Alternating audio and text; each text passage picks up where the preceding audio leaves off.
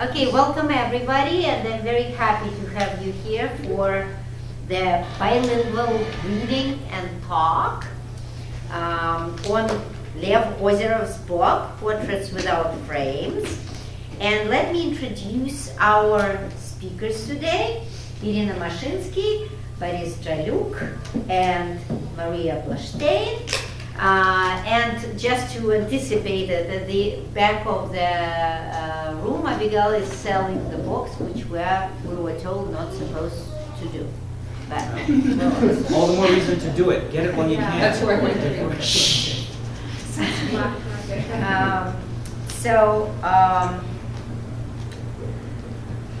Okay, that probably should not have been recorded. Everybody welcome. Boris Dralyuk is a literary translator and the executive editor of the Los Angeles Review of Books. His recent translations include Isaac Babel's Red Cavalry and the Dessa Stories, and Mikhail Zoshenko's Sentimental Tales, from the last one from Columbia University Press. He is also the editor of 1917 Stories and Poems from the Russian Revolution, and co-editor with Robert Chandler and Irina Mashinski of the Penguin Book of Russian Poetry that came out in Penguin Classics in 2015. Irina Mashinski was born in Moscow, graduated from the Physics Geography Department of Moscow University, where she completed her PhD studies specializing in paleoclimatology, so she's responsible here for climate change. She is the author of 10 books of poetry and translations. Her first English language collection, The Naked World, is forthcoming from the publisher I cannot pronounce, Spite and Dival. Okay. She is co-editor with Robert Chandler and Boris Dralyuk of the Penguin Book of Russian Poetry, Penguin Classics 2015, and co-founder with the late Oleg Wolf and editor-in-chief of the Sto Svet literary project, which includes Cardinal Points Journal, co-edited with Boris Dralyuk and Robert Chandler, and currently published under the auspices of Brown University's Slavic Studies Department. Maria Bloshteyn received her PhD from Toronto's York University and was postdoctoral fellow at Columbia University. Her scholarly interests lie in the field of literary and cultural exchange between Russia and the United States. She is author of The Making of a Counterculture Icon, Henry Miller's Dostoevsky, and the translator of Alexander Galach and Anton Chekhov.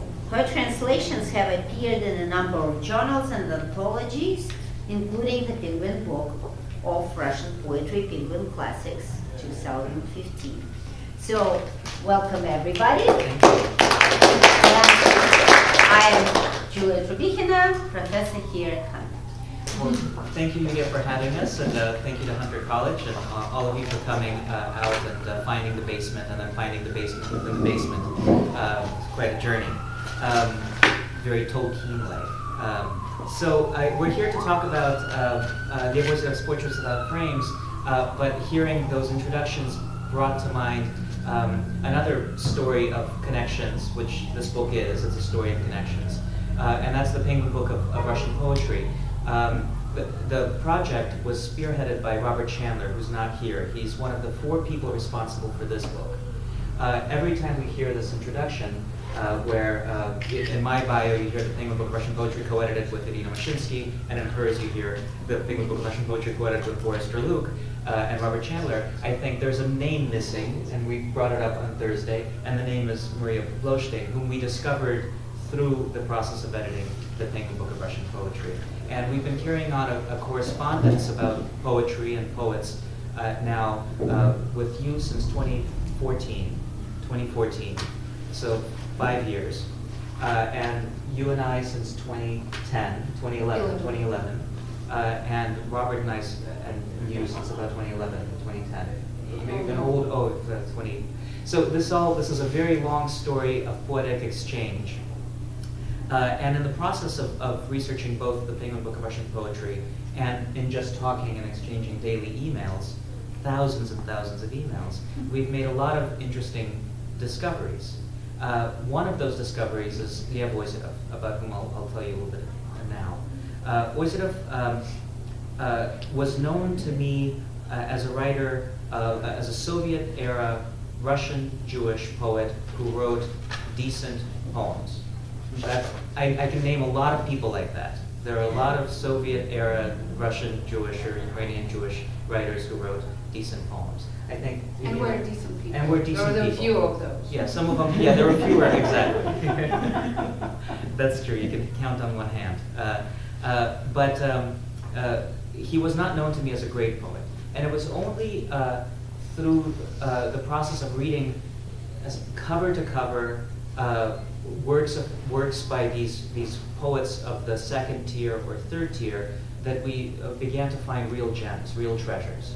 In Ozerov, the treasure that we found was his late work, the work that he wrote as the Soviet Union was collapsing in the late 1980s and into the first years of the 1990s. He was born in 1914, a few years before the Russian Revolution of 1917, and he died in 1996, a few years after the collapse of the Soviet Empire. His life was a kind of bracket around the Soviet experience. The kind of person he was, the kind of career he made, would have been impossible without the Soviet Union.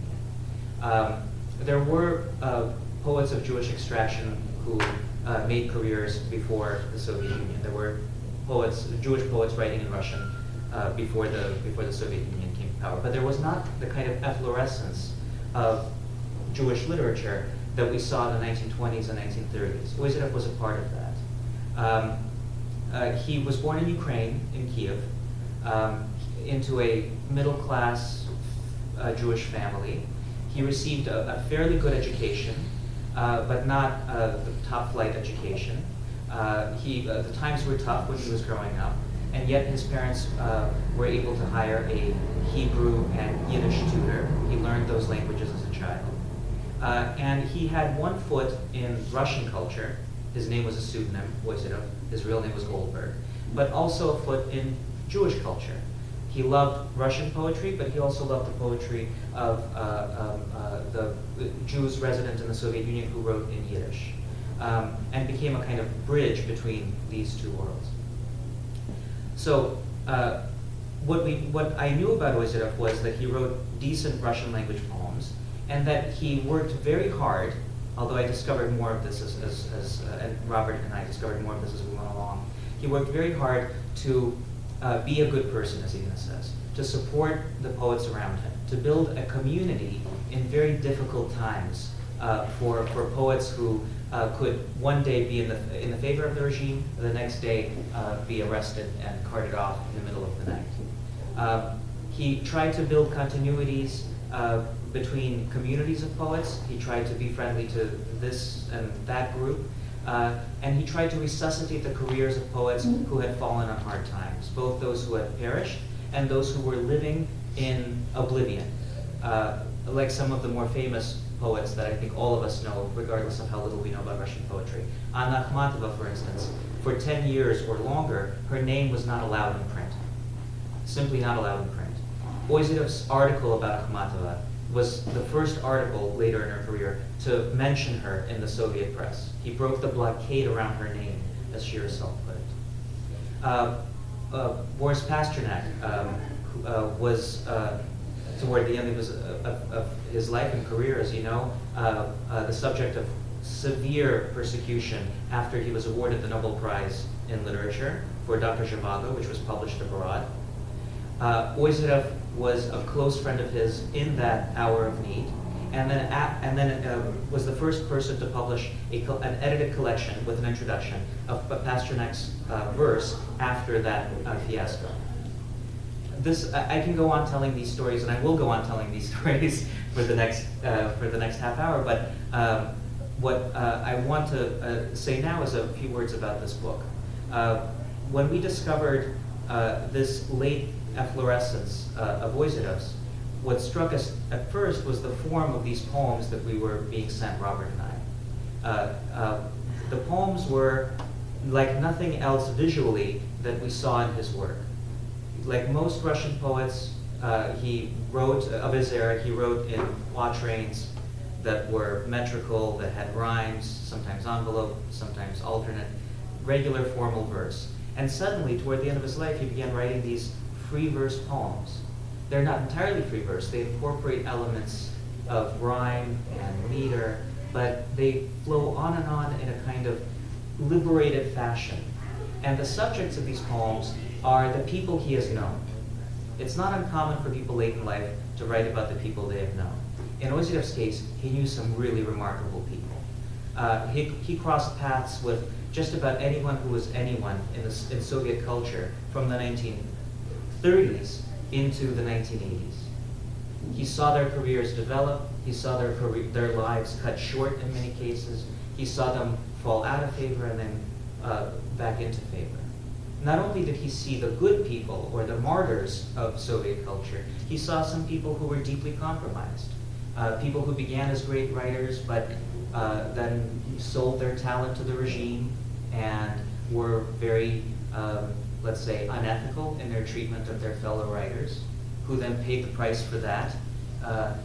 People like Fadeev, of whom we'll perhaps say a few words later. And in the 1980s, when the moral line seemed to be clearly drawn, there were good people and bad people, what he tried to do in these poems is paint a more nuanced portrait of the whole of Soviet culture. The good, the bad, and the ugly.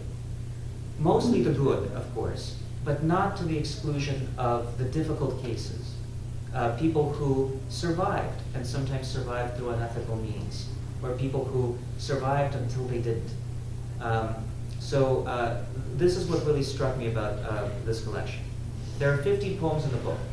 When we began translating them, we thought we'd only translate the ones about the really big names, the really important ones. Anna Akhmatova, Boris Dralyuk, a handful of others. And as we went on and on, now exchanging the poems in 4 directions, or however many directions. I'm not very good with directions. I'm not the geographer here. As we kept exchanging these poems, we discovered that sometimes it was the names that were not well known that gave rise to the most philosophically and politically and emotionally rich portraits. One of them I can see here in original Russian. Maria will read for us. So what I'm going to do is I'm going to read an example of a poem about a big name. Then I'll turn it over, and then Irina will read. I'll read it in English. Irina will read a little bit of it in Russian, so you get the sense of what it sounds like in Russian. Then I'll turn it over to Maria to read a complicated one about a name that perhaps is not so well known. Sounds so good. And then we'll talk a little bit about some of the individual cases in this book. So the poem I'm going to read now is to Anna Akhmatova, or of Anna. I'll tell you a few things that you'll need to know. One, it refers to a photograph of Akhmatova, a very beautiful photograph that you can see on my blog. Here's a plug for my blog. It's a great blog. There it is, the original.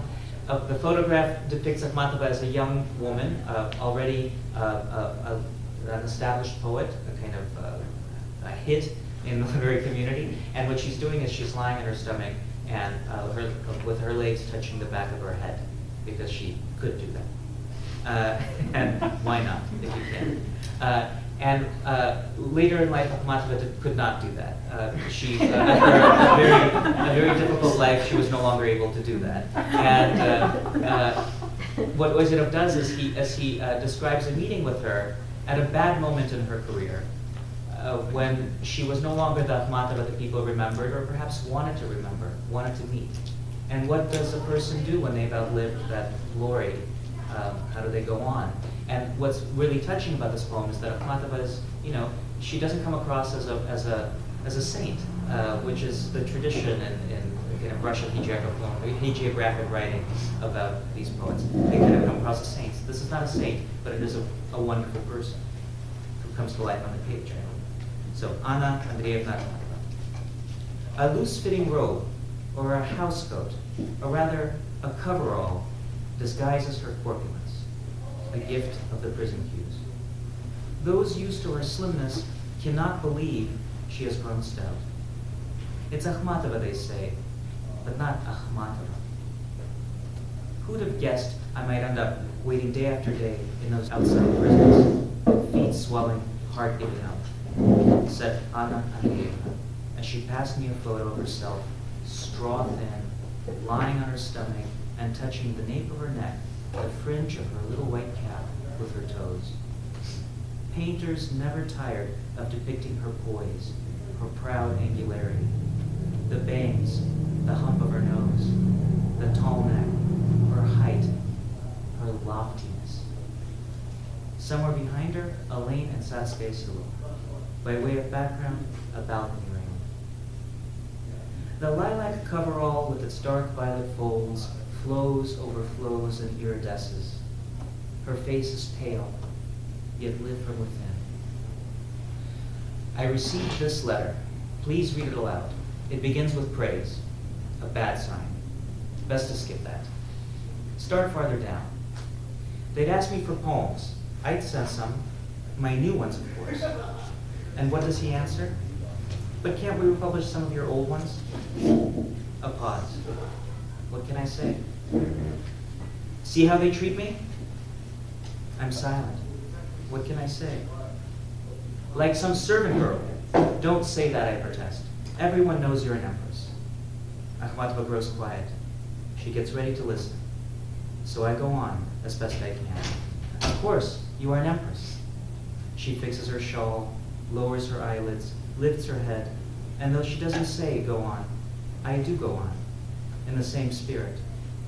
Who will remember him, this fool of an editor? But every line of yours, whether early or late, will be worth its weight in gold. No, that's not right. It will be beyond price. Without turning her head, Anna Andreevna looks toward the speaker, who sees on her face a fleeting light of pleasure. Beatitude. Everyone on earth, shepherd or prime minister, stoker or poet, wants to hear the word they have been waiting to hear all their lives. As they grow older, people want to know that their life has not been lived in vain. A few words about this poem and about this moment.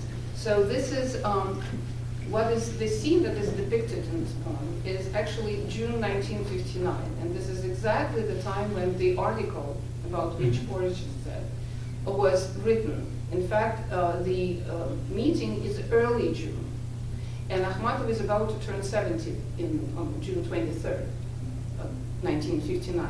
So he Ozerov is visiting her, yes. And the article has not yet been published.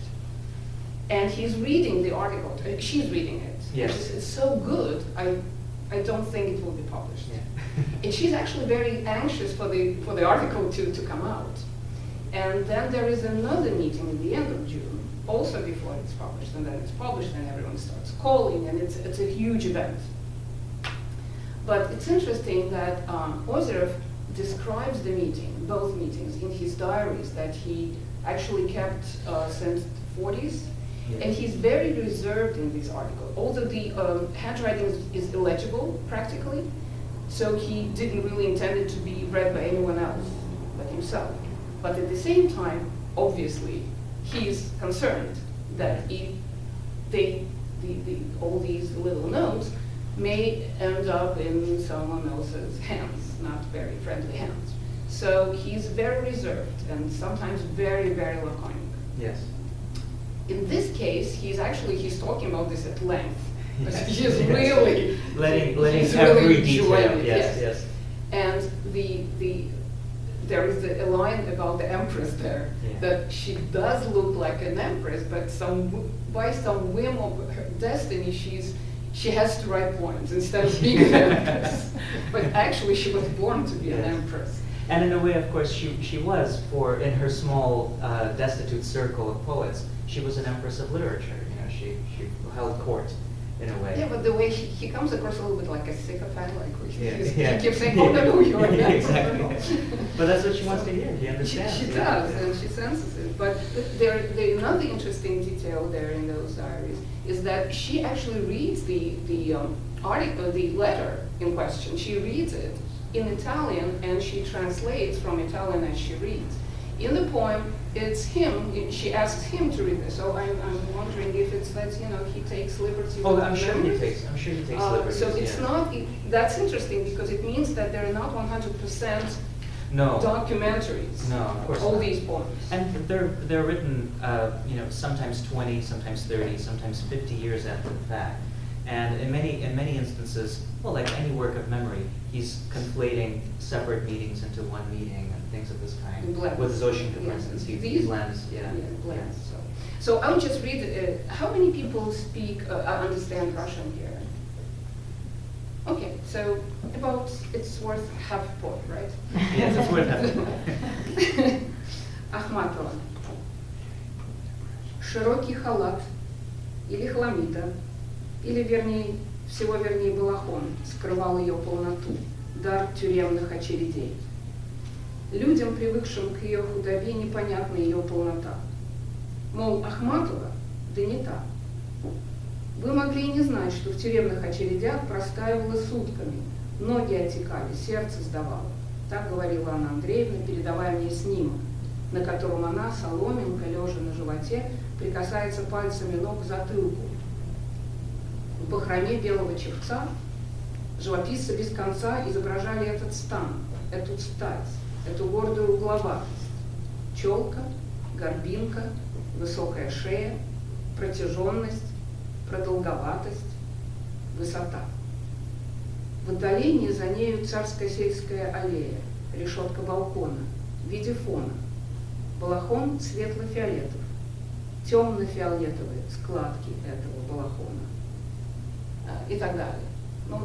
Just to give, you know, give you a gives sense you of the just rhythm. What kind of, because as we know, no free verse is actually free. Absolutely not. There's no such thing as free verse. And I think you could hear echoes of rhymes, very close set rhymes in the original.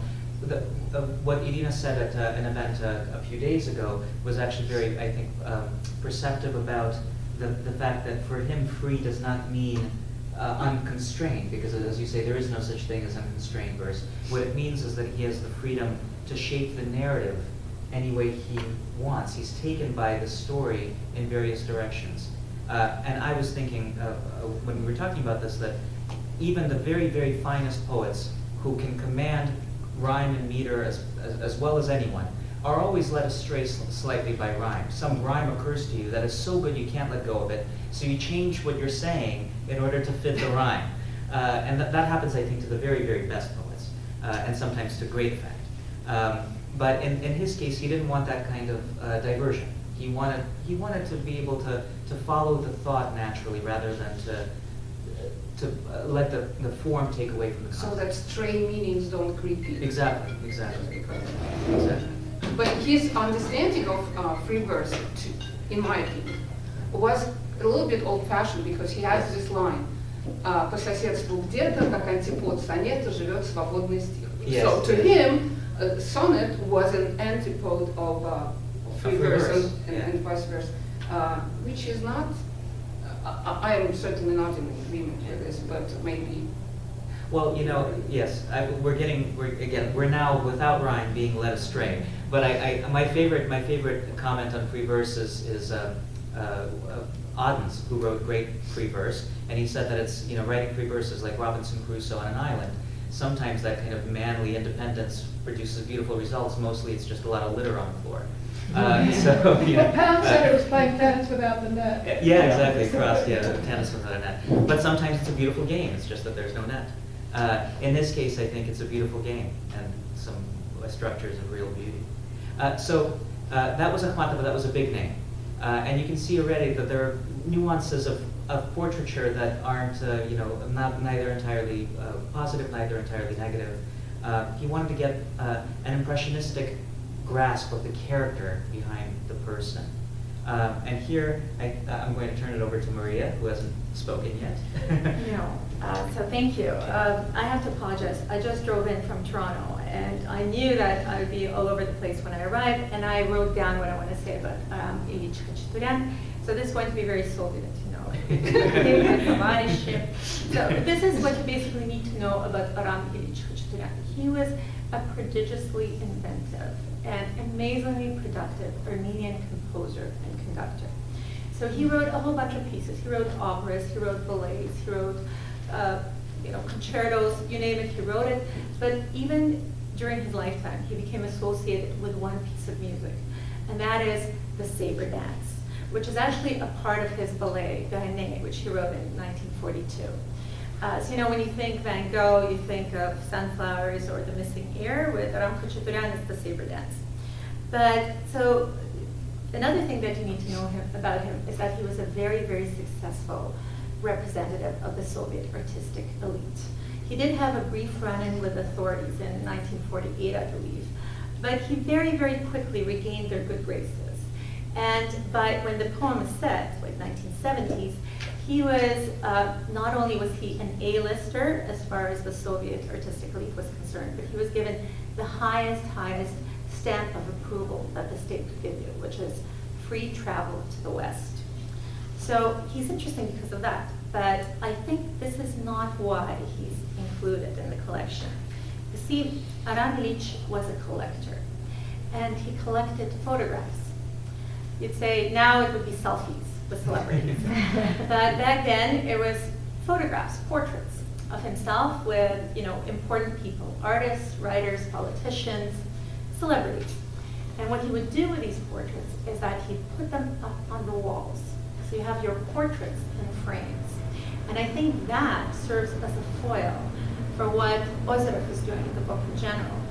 So Khachaturian, why is he doing this? Why is he collecting them? Well, obviously for reasons of self-promotion, self-aggrandizement. He's not really interested in the people he's being photographed with. It's himself. He's interested in their status and himself, you know, as a part of, now that he has a photograph of himself and the Queen, you know, that shows how important he is. So Ozerov, on the other hand, he's also interested in portraits. These are portraits without frames. And created, Borja, I think, put it so well recently, he put together these poems, at first to create, and then to memorialize a community of artists. His own persona is a part of the picture, but never the reason for it. So in this very, very funny poem, and it is funny, Khachaturian goes on a quest to get a photograph of himself with Salvador Dali, the only great missing from his collection. So as you will see, he misses the opportunity entirely through a bunch of events that don't come together exactly the right way. Ozerov, however, gives us two unforgettable portraits for the price of one. You get Khachaturian and you get Dali, proving that if a picture is worth 1,000 words, then certainly some well-chosen words can be worth many pictures, and certainly portraits and frames. So without further ado, here is Aram Ilyich Khachaturian. Free time for whims is what makes age alluring. The aging Khachaturian grew to like touring. Rome, Paris, London, Berlin. He conducted, shook hands, represented the state, gave many an interview, enjoyed his fame through and through. Glory, after all, is glorious. He lapped up bravos. The glitter of concert halls held him enthralled. Glad of a chance to further his own fame, he paid his respects to the Pope and von Karajan, Stravinsky and Britain, the Dalai Lama, the Queen. He was photographed with them, or rather they with him. Some photos were like ads, other more personal. Best of all were the snapshots of handshakes, hands coupled, heads bent forward. In his Moscow apartment, with its sliding doors, he treated guests to Armenian wine, mutach cheese, a few grapes, and these photos, expecting rapt exclamations. His albums, his apartment walls were adorned with every major celebrity. The only one missing was Salvador Dali. He must visit Dali, he must see Dali, must chat with Dali, and must be photographed with Dali. Otherwise, both the collection and his own fame would be incomplete. Dali gave his consent. A date was set for a meeting in a remote castle. At the time agreed, Khachaturian and his assistant's assistant, and his photographer, a friend, and this friend's daughter, a budding artist, approached the castle, a truly ancient castle. But in order to enter it, you had to cross a wide swath of swampland. No other way. No foot bridges, no guards to assist them. Mud splattered their dress shoes and best clothing. Dispirited and exhausted, they crossed the swamp. The gates clanked open. They entered the empty vastness of the ancient castle, akin to a planetarium or a crematorium. The silence continued. The guests stood in a stupor. This was insane. Suddenly, in all its wild frenzy, dance was unleashed. It was like bolts of lightning. Crossed sabers rang out, struck each other, recoiled, parted, flashed again, clanged again. It was spectacular. The music's proud composer managed to smile. This was, after all, in his honor. He was distracted, however, by the sight of his Angelo Litrico shoes, gleaming new only the day before, but now encrusted with mud. The saber dance drew to an end. After a meaningful pause, Salvador himself appeared, riding a dark horse, dressed like Don Quixote, carrying a spear, of course, but without Sancho Panza.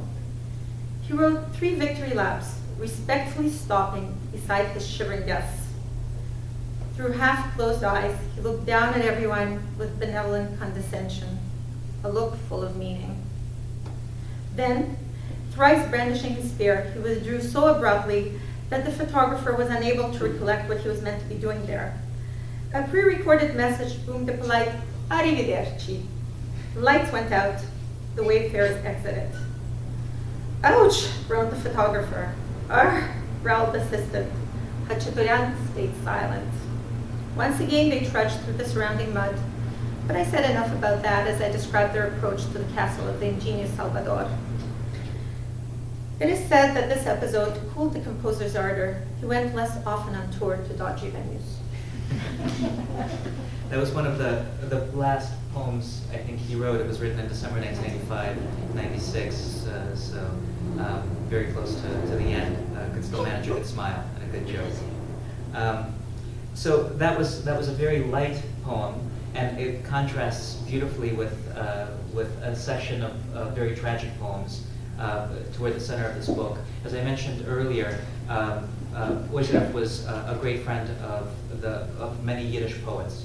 A number of those Yiddish poets were murdered on the same night in 1952. He commemorated these poets in a very, I think, touching way with a series of portraits, all of them translated, I think all but one translated by Masha. Yes, I think so. Yes.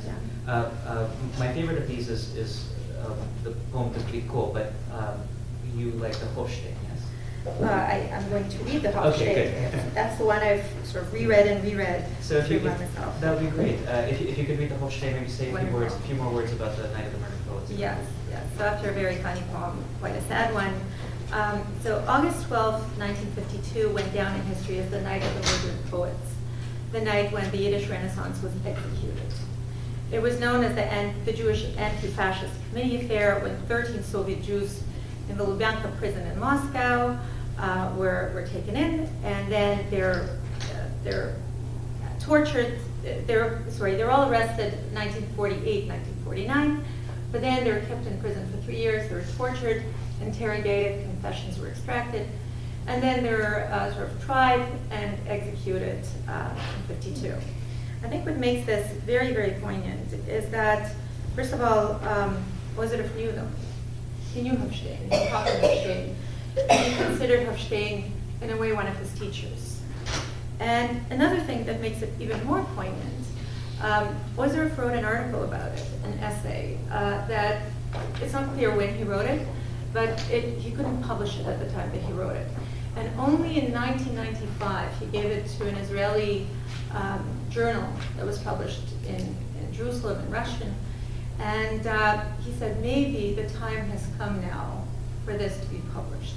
And one of the most poignant passages for me is when he talks about the decline of Yiddish, the death of Yiddish. So he says, you know, my grandparents spoke Yiddish and threw in an occasional Russian word. My parents spoke Russian with an occasional, English bit of conversation. I speak exclusively Russian with maybe 2 or 3 Yiddish words thrown in.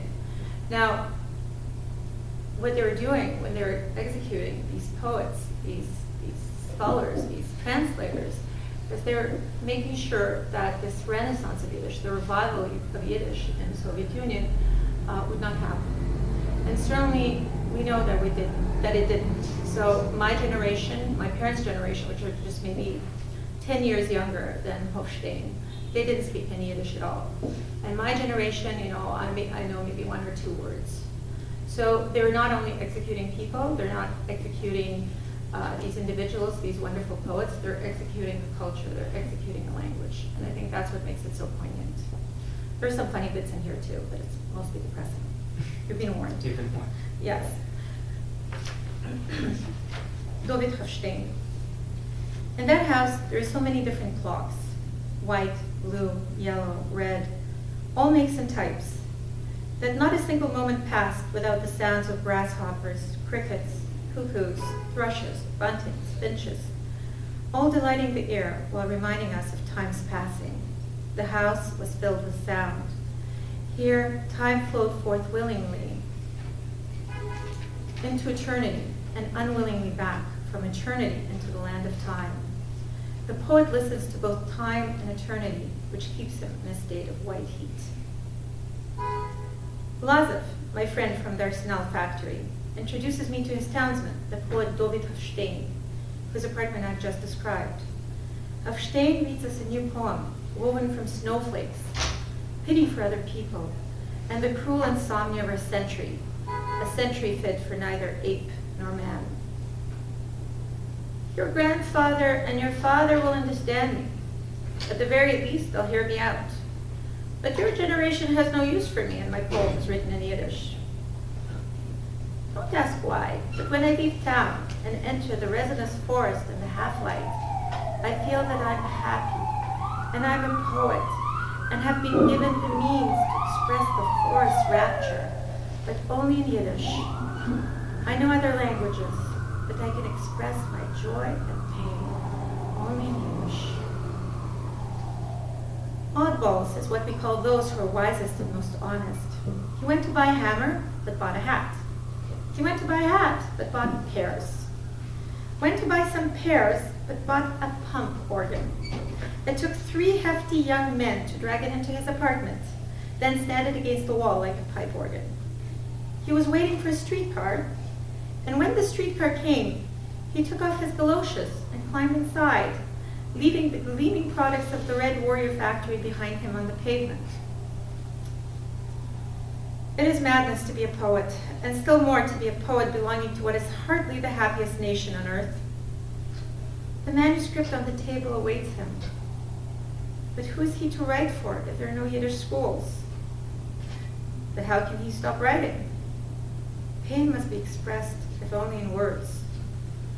Speech and her daughter poetry spring up here, there, and everywhere. So, my young friend, what can I say to you? I'm not certain that you will get so much as a thank you for your poems.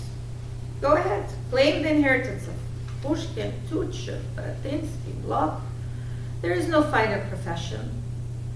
But it might not turn out so very well for you personally.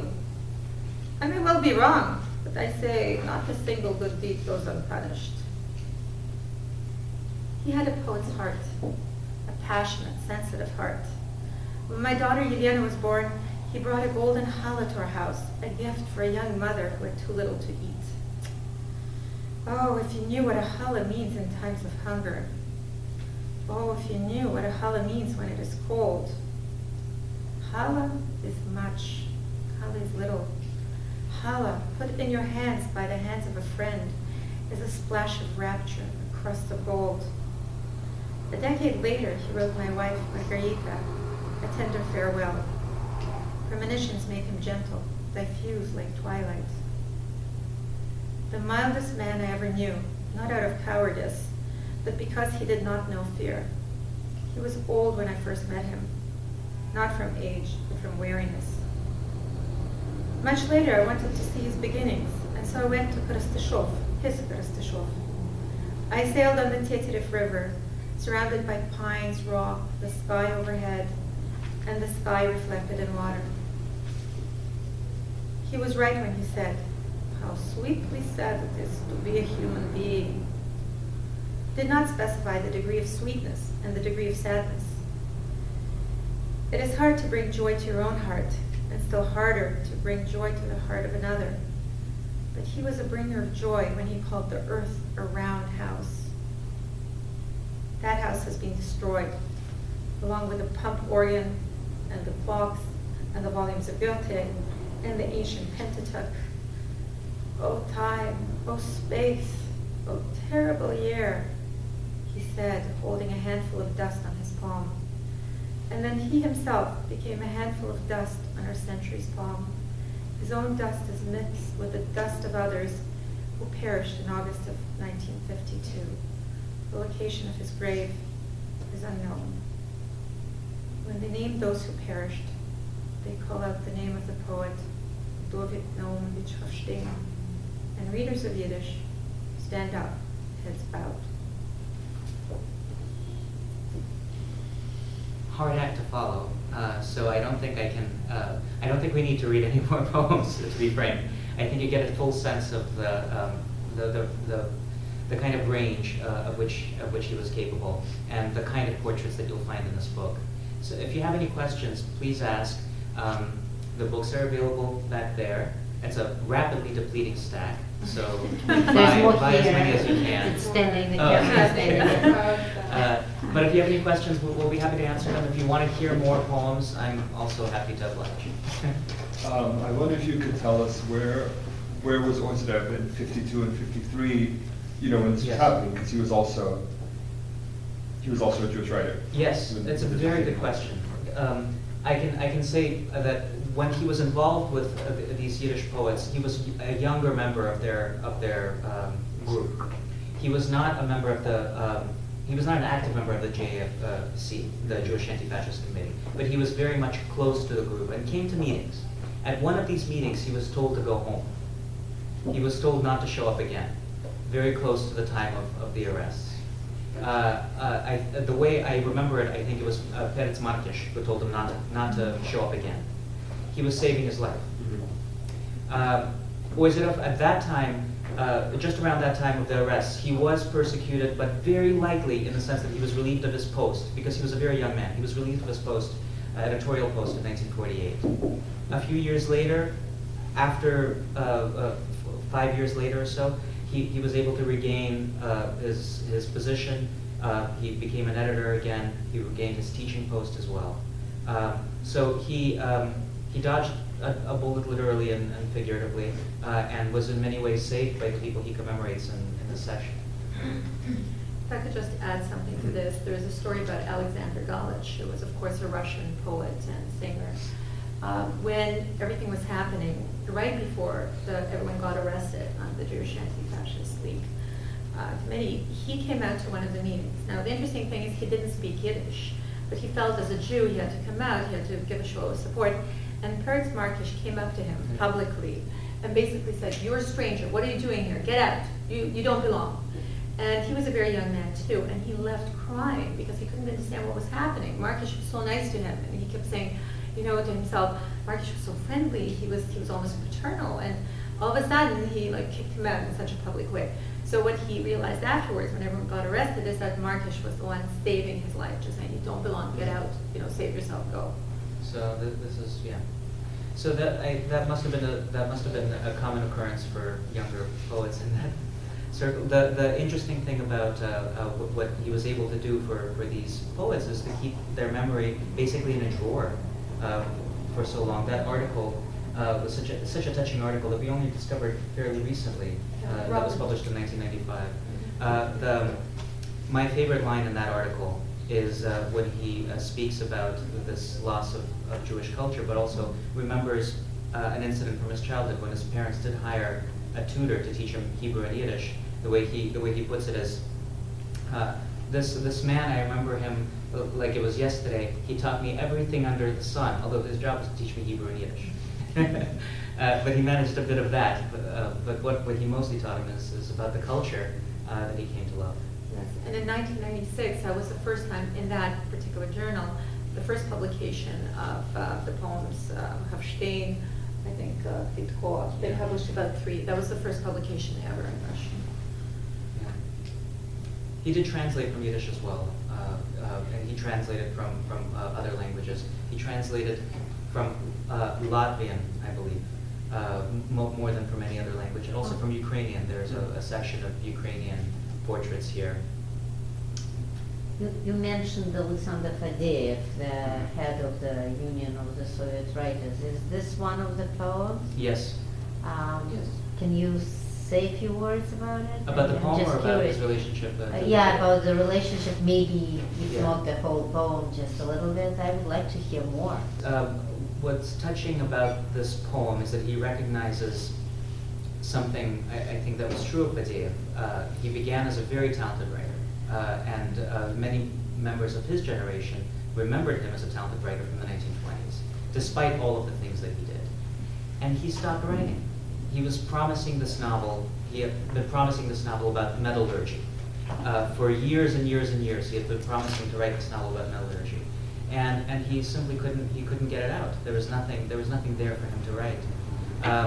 And what Ozerov does, I think, very well is he focuses on the personal life of this man who had become a monster, as a caricature monster for the writers around him. I can read a little bit of the poem if you'd like to. Oh, yeah. Toward the end, okay. Just let me find it. And you know what Pasternak said famously about. And you know what Pasternak said famously about Fadeev, that Fadeev, who took his own life after Stalin's death, knowing that the jig was up, the force of persecution would now turn on him, the way that he had persecuted so many others, he shot himself. And what Pasternak said is that with this bullet, he has rehabilitated himself, instead of waiting for somebody else to rehabilitate him. He was also an alcoholic. He was for an many alcoholic, years. of course. So, let me see what part I can... Well, I'll start here. The last time I saw Sasha was in Klyazma, early in the spring of 1956, along with Tvartovsky, Lidin, Grubyan, and Maria Petrovich. Tall, gray-haired, red-faced, Sasha appeared in a black car. He was arranging for the daughter of his Red Guard commander to go to a sanatorium. He was hurrying to do good deeds. But then that shot from Peredelkina, a shot from a 1919 revolver. I have thought a lot about Fadeev. Suicide is never for a single reason. If someone shoots himself, it is always for at least a dozen reasons. The reasons come together. They join up, interlace, interlock in an iron grip. Klava brought me a great heap of Sasha's letters. They overwhelmed me. True living words, cheap vulgarity, despair, faith, trembling reverence. When I tore myself away from these letters, I looked up at Klava. She was no longer crying. Her whole face streamed with tears. All of her was weeping. All of her was a tear. When Klava left, she was a tear rolling over the face of the earth. Poor Sasha, Elsa Triolet wrote in a French obituary. Poor Sasha, spoken with pity and compassion, pain and respect. This is about the man who was lost long before the shot was fired. Yeah. Yeah. So, just one word about this.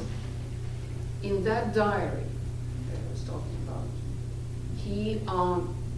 there is an entry on that day. So Ozerov has hasn't heard from anyone and hasn't heard the official story. So he's responding naturally to what he just, by the way, Semyon Mashinski is no relation. There was this, as many of you know, a Gogol scholar, Semyon Mashinski, a big boss there. And he called him and told him what happened in the morning. And Ozerov writes, they say, because people already start talking, they say it's alcohol.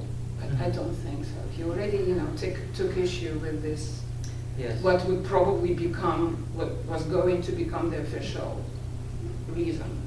And also, well, everyone who knew something about Faddeev knew that it wasn't just alcohol, because that was immediately said. They found him with the bottle and all of this stuff, and the people were suspicious. Shostakovich also was very suspicious that it was alcohol. Shostakovich knew a thing or two about alcohol, and he didn't shoot himself. So yeah, it was. I think the way Ozerov puts it is very effective. You know, it's always It's effective, but it's so hard to feel any sympathy for these people. Of course. So that's the beauty of this book. Yes. That it's obviously easy in a way to write about martyrs, right, and feel good about it. Yeah. It's much harder to write about shady figures. Compromised figures. Compromise. And shady is a strong word. Not shady, but black, something that is Certainly gray, many Something shades is of gray. Many shades Right. of gray, which is precisely the world in which Ozerov lived. And Faddeev is one of the best of those who He was one of the who was who was at that level. Faddeev was not the worst person, although, well, you know, and of course, that's not what Ozerov dwells in. He doesn't try to rescue him fully. He knows the person he's writing about, but it's a person who was lost a long time ago. He's trying to find humanity in every village. Absolutely. Even in that very funny story about the You know, I wanted to mention that we all knew the story with a completely different interpretation. Which one about Khachaturian and Dali. It was a story that was repeated many times, and it was sort of urban legend. But in the urban legend, because again, Khachaturian was known basically for the saber dance, right? That became almost and the waltz. Yes, as a caricature. The way the story, not the poem, went was that Khachaturian waited and waited, and finally he was given this audience, and he's coming into the room. The door opens, and Dali, stark naked, with a saber in his mouth, dances this dance, there is music, and then like whoops, and leaves. So the only difference is that he was wearing clothes in the poem. This is a story that he heard apparently directly from Khachaturian. Yeah, so maybe Khachaturian was cleaning it up a little bit. Yeah. Maybe, Yeah. because that's not the story that was repeated through the 70s. I heard it as a child, Yeah. and I remember it was repeated many times. What I like is that Khachaturian took enough pride in the story to tell it as well. It wasn't- yeah. Mhm. What was Ozerov's engagement with kind of middle brow culture, Mhm. or kind of more, you know, liminal figures like Joseph or Rizanov? Like, how does he, you know, into the later years, right? Yeah. Think about what's going on around him in terms of cultural production. Well, that's a very good question. It's hard to talk about middle brow culture in the Soviet Union because there really is a kind of monoculture of this sort. There is popular culture, and popular culture includes all of these different strata. It's very hard to say which is high and which is low. But also, I personally, as an Odessan, would not consider this middle brow culture. For me, this is the very height No, of culture. But I can explain what no, this I also, know exactly what you mean. The yeah. Yiddish reportings versus the, you Oh know, yes, right? absolutely, So, absolutely. Yeah. and he was always very kind of ashamed, and all there's the stories with Joseph not liking when, you know, his fellow colleagues would play the Yiddish stuff. So that's Of kind course, yeah. of course, yeah, I completely understand.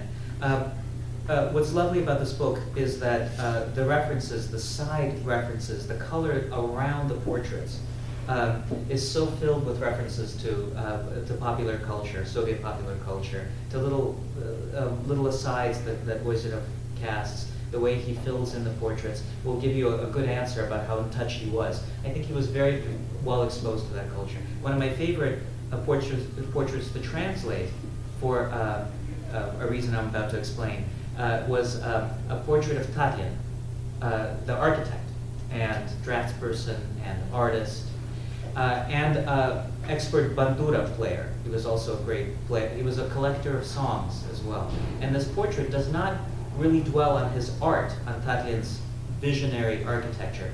It dwells on his passion for street songs, the street songs of the Civil War, children's street songs of the Civil War. And so I had the pleasure not only of translating Ozerov in this poem, but also those snippets that he includes of those, "Oh Pity Me" orphan songs of the early 1920s. So he was very, very much in touch with the popular culture around him, and had a capacious memory, as these portraits testify. He is drawing in the diary, but it's not just the diary. I mean, a lot of this stuff is in his head. You can forgive him for making a few errors, but he remembers an extraordinary number of songs, for instance, that he quotes in these things, and poems. In many cases, the way he wins the trust of the poets to whom he's speaking is by quoting to them long stretches of their poems. There's no better way to win over a poet than by quoting, her or his own poems to their face. Yeah, I just remember, it brought me back to the time we were working. It was such a delight, I'd get these emails, and there would be, or his latest version, and the poems themselves are a delight, but also the songs are just so funny. There's a drugstore in the corner. Love can really kill a man. All the other fellas scold me because I've fallen for a dame. And they beat me black and blue if I gave them half a chance. Too bad the song is not more cheerful. Yes, sir. Got a mama, got a papa, you're on easy street. Me, I'm only a stepmother and not a thing to eat. If you draw 102, you run free. Go have your fun. But I drew the number 1. Now I'm done for. Done. And this is about being caught on the street with this. I don't know if you all know the Republic of Shkid. It's one of the great Soviet novels. If these kids, they were running wild in the streets of Petersburg, but also in the provinces during the Civil War, orphaned or runaways. If they were caught, they would be placed in some kind of facility. But the facilities were so overcrowded that they were given a number. And those that were closest to 1, let's say the first 50, would go into the facility. The rest would be set free so they can run around for another year until they were caught again and given a number. So these kids, in this song, the folk author of the song says, boy, I'm so unlucky. I get to go to a home, a facility. The facility is worse than the street. He'd rather have 121 as a number rather than 1. Tells you a little bit about those facilities, doesn't it? So that's, I don't know, that was a sideways answer, but he was in touch. It was actually the best. How many years did it take us? 2 years? Were we translating this? About 2 years, right? Yeah. But I remember those days when Boris was translating this song. That was in Scotland at the time, and I really needed some songs to see me. That's a wonderful way to preserve also something that is otherwise completely lost, because who will remember this? They're lost even in the original. That's right. culture. That's right. And there are so many versions of them, and this is a way to embed them in culture. In a way, to answer your question, there is a high culture here. Tatlin, let's say, is high culture, but he uses the portrait of Tatlin to embed the world around him, the popular world around him, into the story. And the camp culture. And camp culture, yeah. Culture through, obviously, That's a right. lot of stories here, like Skolov. Yes.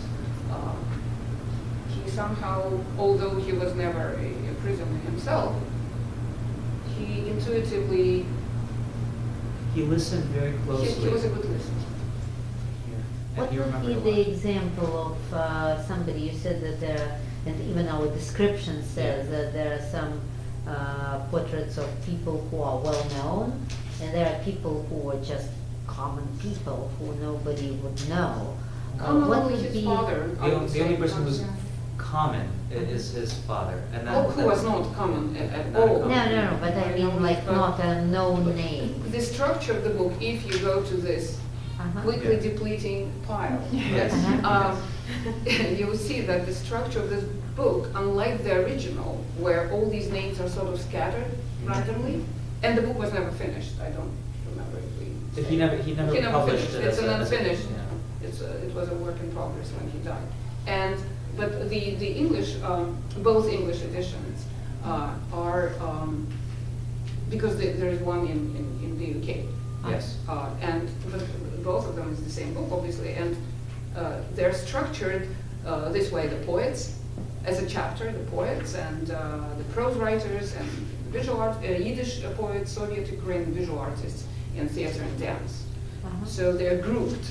And at the last, the very last poem is Father, just Father. And that's a section of his own. Yeah. And it's beautifully translated by Irina.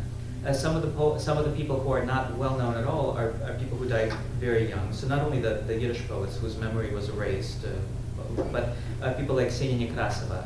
I don't know if you know the poet Ksenia Nekrasova, but she was not a very successful, long-lived poet, and yet to him a very dear memory, and a poet whose work he wants to preserve. It's an opportunity to preserve her work by embedding it in one of these portraits. It's a great little portrait of her playing a kind of holy fool at the Soviet Writers' Union and running in and demanding to read her poem. It gives them the occasion to write those poems down. And certainly Evgenia Taratuta. Oh, sorry. Where you can buy, or it's possible to buy in Russian, original? It's a great question. Unfortunately, the Russian is currently out of print. There were 150 copies published in 1999. And there, yeah, 150 copies, and so another small run. I think it was republished in a very small run in the early 2000s, and then 2014. That's It's probably online, no? It is online. So you can, if you want the Russian originals, you can go to my website again and download the whole PDF or the text. So you can get the poems online, but you can't, unfortunately, buy a copy yet. But his granddaughter is working on publishing another edition in Russian. She is here? No, she lives in Moscow.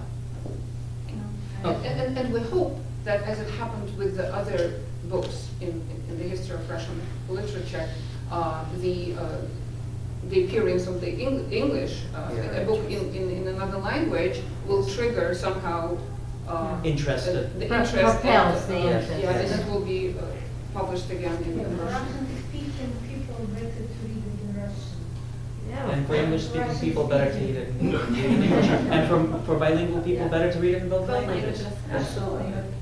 Yeah, I was just going to add, like, who now remembers the name of Evgenia Taratuta? She's not well known at all in the West, or I think even in Russia. Did many people read her poetry? And there's this extraordinary portrait of her showing how she used, Robert translated it, how she used poetry to withstand torture. She was being tortured, and she recited poetry to herself. So very ironically, poetry was what got her into trouble, Yes. right? Got her in there. But poetry is also what made her stand strong and come out of it a human being. Quite extraordinary. It is an extraordinary portrait, and one wonderful connection is that Robert actually had the chance to meet Taratuta in person, because she survived. She survived. And when was she arrested? It's the 30s? It's pre-war. No, it's pre-war. It should be then it's Great Terror. Probably. Yes, I think it was. So she's quite old when Robert Unless met she her. went She twice. was very old, yes.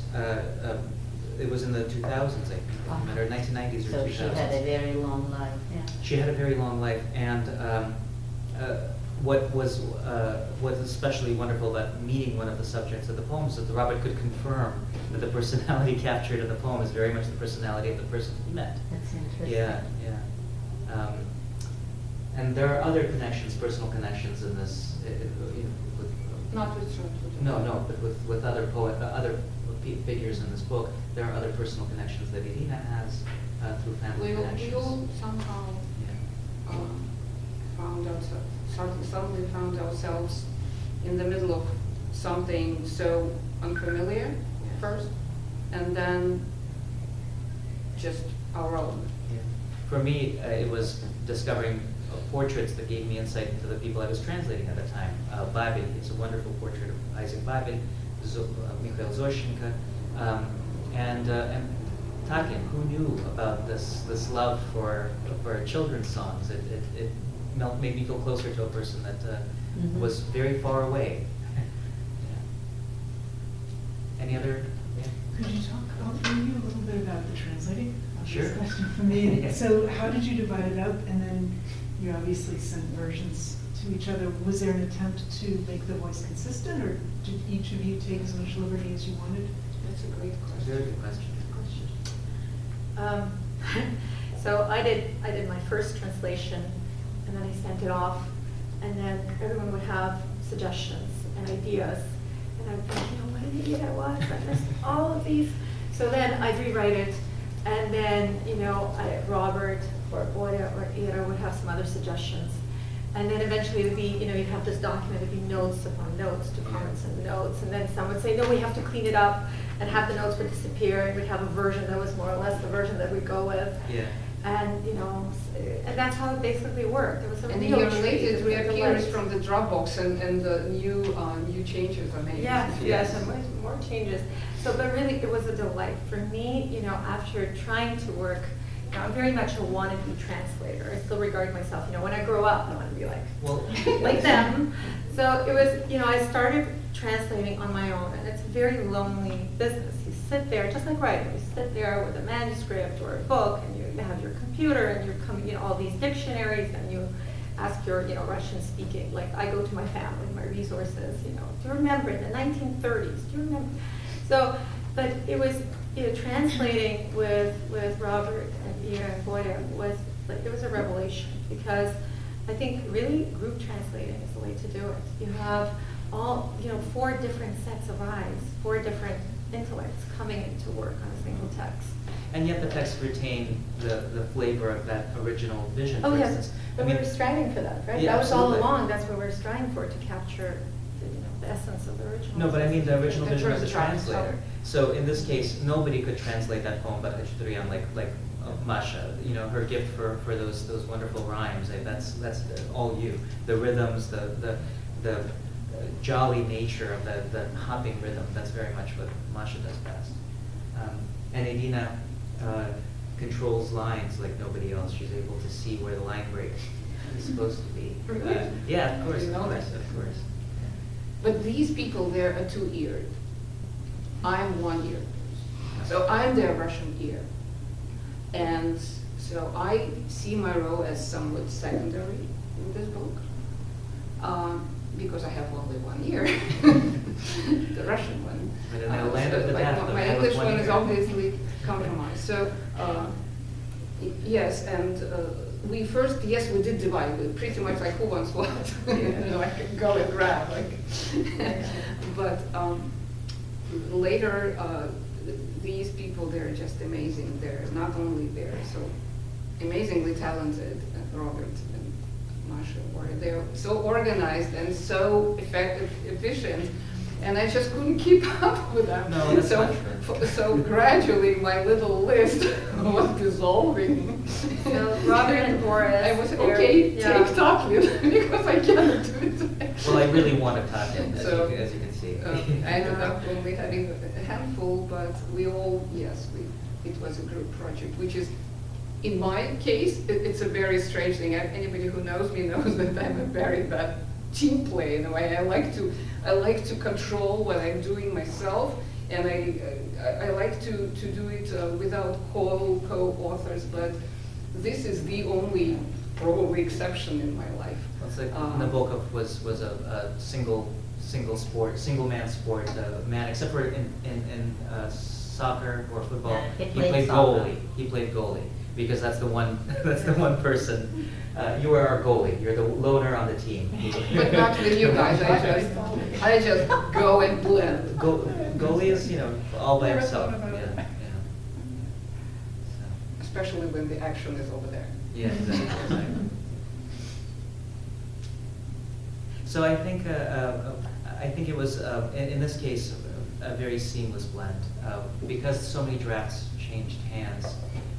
It becomes a perfectly communal activity, and something that's very addictive. It's hard to let go of that once you get started. So you're always looking for the next project that can allow that kind of I felt so collaboration. sad, I felt so sad when I was But like, it was a natural continuation of our Penguin anthology work, pretty much without any gap. Yeah. I was just a late observer. I came in very late, and I was just looking in amazement at what Robert and Boris and Irina were doing, and just applauding on the sidelines. It was just the greatest. I thought I was learning so much, right? You learn so much when you work. And you see other people at work who are really, really good at their craft, at their art. So, when that was over, I think I wrote to you guys, I felt like I had my little, I had my little contribution, which I was immensely proud of my college, that I was working on. But also Akutjava. And Akutjava. Yeah, and also Vasilica. Черный поэт. Yeah. Who could think that it was translatable? But then my part was over, and I wrote to them like, the playground, all the kids are playing, and you have to go home, they're still playing there. So out of pity, they sort of kept me on, and I could, look at what they were doing and just continue to learn and be amazed and inspired. By far, the hardest part of working with these two people is their humility. Everything else is easy. But So you mentioned that there is a British edition. Yes. It's the same book, just published in same another... place, exactly the same book, except different cover. It's Okay. published by a different publisher. Who is the publisher? Granta. Oh, It's not bad. yeah, I'm not complaining. interested in Russian. No complaining. Yeah. They're interested in Russian literature? Not specifically? it's hard to predict what they're interested in. They haven't published that much Russian literature in translation, but they make exceptions to that rule. Any more questions? As very, very subjective note. Rushing to this meeting, and I was late, I was sent the book to print, and in the last moment I made a change which was provided by the son of a poet who was mentioned here several times, David Markish. Oh, And the book indirectly closes another historical circle, and it's called in Russian, the book is in Russian, Чехов как зеркало российского антисемитизма. And my last moment, which I made once again decision, because it was a foreword, after, by the way, 4 leading Russian professors and known people leading Russia and here objected, didn't want to touch it. Though it's not radical, it's far from being radical. So in order to have it kind of a more mild, so David wrote introduction, I asked him, but this was kind of still asymmetrical, so we came with the afterword, and the last moment which I did now ago was once again to change forward to afterward and how to balance these books and things. And it, by the way, it will be published electronically in 5 hours. wow. Yes. What's the question? It was not a question, It it was was a a subjective caveat, that historical caveat that we try to connect non-existing dots. Yes, thank you. I appreciate that. It's what that story tells us is that the stories in this book are ongoing. That this is a constellation that spreads ever wider. It's a galaxy of Soviet culture. Yeah. Well, any other stars in the far-flung sky? Questions? If not, the book, the stack is replenished. There are more books for sale. Yes, it's growing. Please buy the book. And they were only $10, which is $10 is a great Amazon deal. is charging. I think we should thank our speakers, guys. It's a wonderful. Thank you.